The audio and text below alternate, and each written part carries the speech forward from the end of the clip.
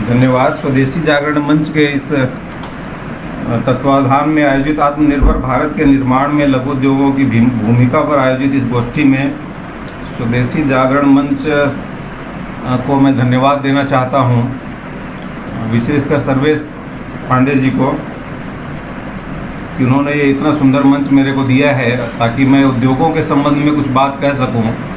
उद्योगों की आज क्या भूमिका है हमारे स्वदेशी स्वावलंबन अभियान में। स्वदेशी स्वावलंबन अभियान वास्तव में हमारे उद्योगों को बढ़ावा देने का ही अभियान है। और अभी नारे तो बहुत चल रहे हैं हमारे, वोकल फॉर लोकल और आपका बाइकआउट चाइना प्रोडक्ट, परंतु ये कैसे संभव होगा, इसको संभव करने के लिए ही आज का जो विषय लिया है स्वदेशी जागरण मंच ने, तो वास्तव में स्वदेशी के विचार को आगे ले जाने की ही ये एक कड़ी है, एक बहुत बड़ी कड़ी है। लघु उद्योगों को बढ़ावा देने से ही हमारे स्वदेशी के सपने साकार हो पाएंगे। लघु उद्योगों को जब तक हम प्रोत्साहन नहीं देंगे, जब तक उनको बाजार नहीं देंगे, लघु उद्योगों के स्वदेशी लघु उद्योगों के सामान को खरीदने का समय अब चूँकि आ गया है, तो हमें हमारे लघु उद्योगों में निर्मित सामान ही खरीदना होगा। अपने देश में बने, अपने प्रदेश में, अपने नगर में बने सामान को खरीदना होगा, तब जाके हमारी ये स्वदेशी की अवधारणा साकार हो पाएगी। मात्र चाइना के बहिष्कार के नारे लगाने से बात नहीं बनेगी। हमें बाजार में उत्पादों को चिन्हित करना होगा कि कौन से उत्पाद हमारे काम के हैं जो विदेशों से आ रहे हैं, जो नहीं काम के हैं। जो हमारे उत्पाद हमारे यहाँ बन रहे हैं वो विदेशों से क्यों आ रहे हैं, इस पर भी विचार करना होगा। जो उत्पाद हमारे यहाँ बन रहा है, उदाहरण के लिए मैं बताऊँ आपको, हमारे यहाँ टी शर्ट बनता है, लेकिन बहुत ज़्यादा माल चाइना से आता है। चाइना से क्यों आ रहा है, इस पर विचार करने की ज़रूरत है। क्या चाइना में लेबर चार्ज कम है, या चाइना की सरकार ने उनको अतिरिक्त कोई सब्सिडी दी हुई है? इस पे जब तक हम विचार नहीं करेंगे, मात्र नारे से काम नहीं बनेगा। चाइना से या विदेशों से जो सामान आ रहे हैं उनकी उपयोगिता है या नहीं, इसको ध्यान में रखना होगा। अगर उपयोगी नहीं है, उनका आयात बिल्कुल बंद करना होगा।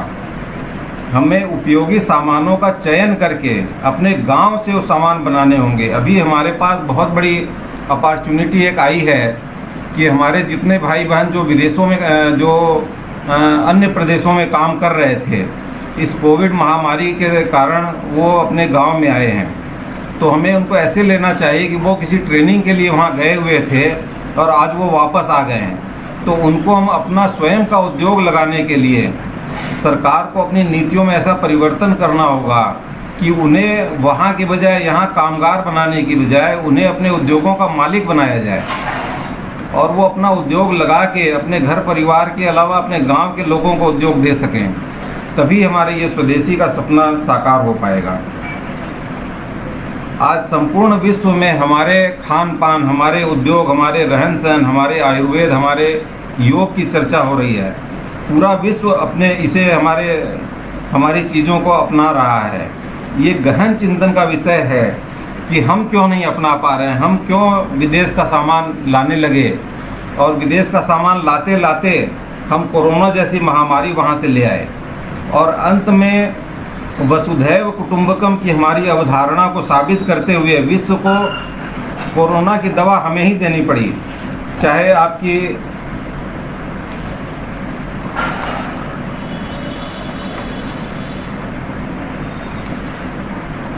चाहे कोरोना के ट्रीटमेंट के लिए दवा हो या अन्य दवाएं हो, आपके मास्क हो, आपकी पीपीई किट हो, आज पूरे विश्व को हम सप्लाई कर रहे हैं। चाइना का जो इतना भारी सामान हमारे यहाँ आ रहा था, उसमें से आधे से ज़्यादा उत्पाद तो हमारे किसी काम के नहीं थे, फिर भी हमारा देश उन्हें मंगाया जा रहा था।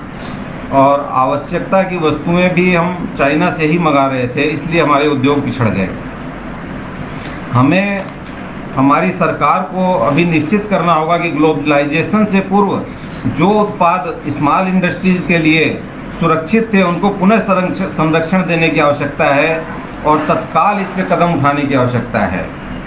प्राइवेट बैंकों के ऊपर सरकारी आदेशों का कोई असर नहीं है। अभी जो वित्त मंत्रालय ने जो घोषणाएं की थी एमएसएमई के लिए, उनका एक भी पालन नहीं किया प्राइवेट बैंकों ने। न तो उनको डिफरमेंट स्कीम का कोई लाभ दिया, न ये 20% जो कोविड फंड अनाउंस किया गया था 3 लाख करोड़ का, उसका कोई लाभ दिया। HDFC बैंक वगैरह आज तक उद्यमियों को दौड़ा रहे हैं, कोई लाभ नहीं दे रहे हैं। उनके खाते में लगातार ब्याज का पैसा, EMI का पैसा डेबिट करते चले जा रहे हैं और उनको प्रताड़ित कर रहे हैं, परेशान कर रहे हैं। ये प्राइवेट बैंक तो किसी कीमत पे चलने नहीं चाहिए हमारे देश में। इन लोगों ने तो उद्योगों का शोषण करने का जैसे लग रहा है कि जिम्मा ले लिया है। हमारे देश के जो होनहार बच्चे विदेशों में काम कर रहे हैं, उच्च शिक्षा प्राप्त करके विदेशों में चले गए हैं, वहाँ नौकरी कर रहे हैं, हमें उन्हें प्रोत्साहित करके स्वदेश में उनकी मेधा का उपयोग हम क्यों नहीं कर पा रहे हैं? हमें इसके ऊपर कार्य करने की आवश्यकता है। पहले हमारे गांव में जो सामान बनते थे, हमारे गांव का एक मोची होता था जो गांव भर के लिए जूते बनाता था, हम उसको पहनते थे। हमारे गांव में कोल्हू लगा हुआ था, उसका बना हुआ तेल हम खाते थे। आज वो कहाँ चला गया? आज ये विदेशों का तेल आके हमारे यहाँ क्यों बिकने लग गया? रिफाइंड के नाम पे चालू हो गया कि हमारे तेल से ड्रॉप्सी हो रहा है, हमारे तेल से और तरह तरह की बीमारियां हो रही हैं। ऐसा प्रचारित करके जो विदेशी सामान हमें खाने के लिए, पीने के लिए दिया गया, हमारे गांव का बना हुआ आटा, हमारे गांव के दर्जी कपड़ा सिलते थे, ये स्वदेशी सामान जो थे उनको छोड़ने से ही हमारा सारा सामाजिक ताना बाना छिन्न भिन्न हो गया और हम विदेश से कोरोना जैसी बीमारी सामानों के साथ में लेके चले आए। आज हमें गांव के स्तर पे, हमारे नगर स्तर पे उत्पादों को बढ़ावा देना होगा। हमें अपने अस्पतालों में देखना होगा कि बहुत सारे उपकरण जो हम लोकल स्तर पे बना सकते हैं, उनको हमको बाहर से लाने की बजाय लोकल स्तर पे बनाना होगा। अस्पतालों में बहुत सारे सामान, टेबल, कुर्सी, पर्दे, बेडशीट, बेड कवर, अनेकों प्रकार के बर्तन, अनेकों प्रकार के स्टैंड और रुई, बहुत सारी चीज़ें जो वहाँ पे खपत होती है, लोकल स्तर पे बना के हमको उनको आरक्षण देना पड़ेगा सामान को कि लोकल स्तर का बना सामान ही हम प्रयोग करेंगे, न कि विदेशी सामान। हमारे किचन का सारा सामान A to Z जितनी भी आइटमें हैं, ये सारी हम अपने गांव देहात से बनवा के ले सकते हैं। गांव के लोगों को अगर मार्केट हम दें तो वो ये सारी चीज़ें उपलब्ध करा सकते हैं, सारा हमारा विदेशी पैसा बच सकता है। आज से मैं आपको बताऊं, हमारे 30-40 वर्ष पूर्व हमारे घर में हम लोग स्वयं साबुन बनाते थे, मंजन बनाते थे, हम जो है पापड़ बनाते थे, अचार बनाते थे, बड़ियाँ बनाते थे, अनेकों प्रकार की मिठाइयाँ बनाते थे, अनेकों प्रकार के नमकीन बनाते थे। लेकिन ग्लोबलाइजेशन के इस दौर में सारी चीज़ें पैकेज्ड आने लग गई और अच्छी पैकिंग के ऊपर हम जाके और ये घटिया सामान खरीदने और खाने और बीमारियों को बुलाने लगे। हमारा नीम का दातून था जिसके कारण हम स्वस्थ रहते थे, आज उसकी जगह हमको एक फ्लोराइड युक्त पेस्ट पकड़ा दिया गया कि इसको पेस्ट को आप करिए और इससे आपके दांत साफ होंगे, स्वस्थ होंगे, मजबूत होंगे। लेकिन हो गया उल्टा। फ्लोराइड के जो नुकसान थे वो हमारे शरीर में आज दिखाई देने लगे। सुबह उठते ही हम बीमारी का सबसे पहला बीमारी को आमंत्रण देते हैं ये फ्लोराइड युक्त पेस्ट करके। तो हमको देखना होगा कि जो हमारी ओरिजिनल स्वदेशी चीज़ें थी वो कहाँ चली गई, क्यों चली गई, किस साजिश के तहत चली गई, किन सरकारों ने विदेशी चीज़ों को बढ़ावा दे दिया और हमारी चीज़ें नष्ट होती चली गई। हम उत्तर प्रदेश सरकार से ये मांग करते हैं कि जो हमारे विदेशी कामगार भाई आए हुए हैं उनके लिए ऐसा माहौल दिया जाए कि वो अपना स्वयं का उद्योग यहाँ पे लगा सकें और अपने साथ और लोगों को रोजगार दे सकें। इससे बहुत बड़ा रोजगार सृजन होगा और स्वदेशी सामान अपनाने की तरफ हम आकर्षित होंगे और स्वदेशी को हम अपना पाएंगे। स्वदेशी सामानों से हमारे बाजार जब पट जाएंगे तो चाइना के सामान अपने आप बाहर चले जाएंगे, विदेशों से हमें मंगाने की आवश्यकता नहीं होगी। ग्लोबलाइजेशन से पूर्व जो भी उत्पाद हमारे सुरक्षित श्रेणी में थे उनको तत्काल सुरक्षित किया जाए। प्राइवेट बैंकों के ऊपर सख्त मॉनिटरिंग किया जाए या इनको बंद किया जाए ताकि उद्यमियों का शोषण न हो सके। आज एक उद्यमी जब प्राइवेट बैंक से लोन ले लेता है, अपनी सारी पूंजी वहाँ पे गिरवी रख चुका होता है, उसके बाद जैसे नचाते हैं वैसे उसको नाचना पड़ता है। 5 करोड़ तक के एमएसएमई जो लोग हैं, एमएसएमई उद्यमी, उनको जीएसटी में जैसे जिस प्रकार पहले एक्साइज ड्यूटी में छूट मिला करती थी छोटे उद्यमियों को, वो योजना पुनः प्रारंभ करनी चाहिए। जीएसटी में उनको 25% की छूट तत्काल देनी चाहिए ताकि वो सरवाइव कर सकें।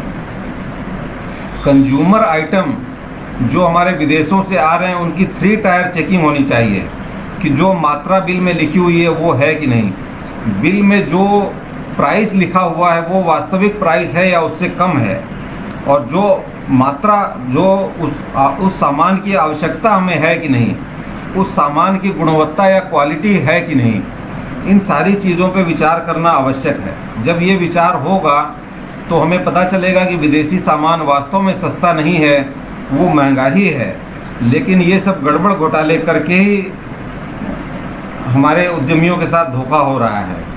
उदाहरणार्थ मान लीजिए हमारे देश में टी शर्ट बन रहा है और हम चाइना से मंगा रहे हैं, तो क्यों मंगा रहे हैं?